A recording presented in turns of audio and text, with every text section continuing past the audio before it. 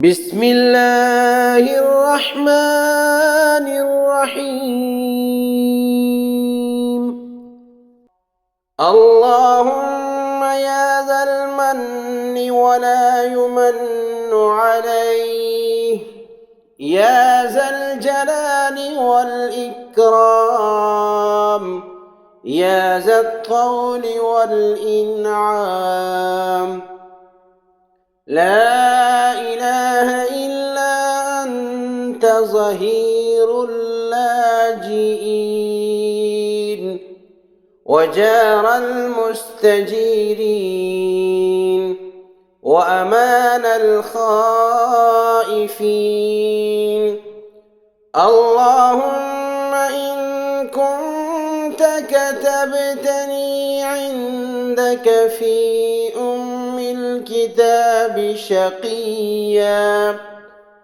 شقيا أو محروما أو مطرودا أو مقدرا علي في الرزق، فامح اللهم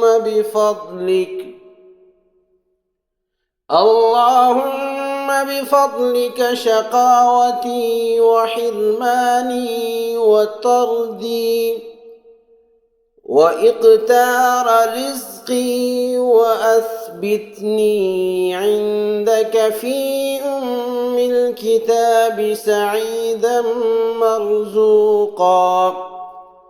مرزوقا موفقا للخيرات، فإنك قلت وقولك الحق في كتابك المنزل على لسان نبيك المرسل.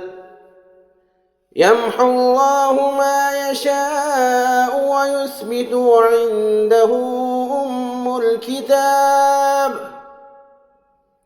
إلهي بالتجلي الأعظم في ليلة النصف من شهر شعبان المكرم التي يفرق فيها كل أمر حكيم، ويبرم أن تكشف عنا من البلاء والبلوى ما نعلم وما لا نعلم، وما أنت به أعلم، إنك أنت الأعز والأكرم. وصلى الله تعالى على سيدنا محمد وعلى آله وأصحابه وسلم، والحمد لله رب العالمين.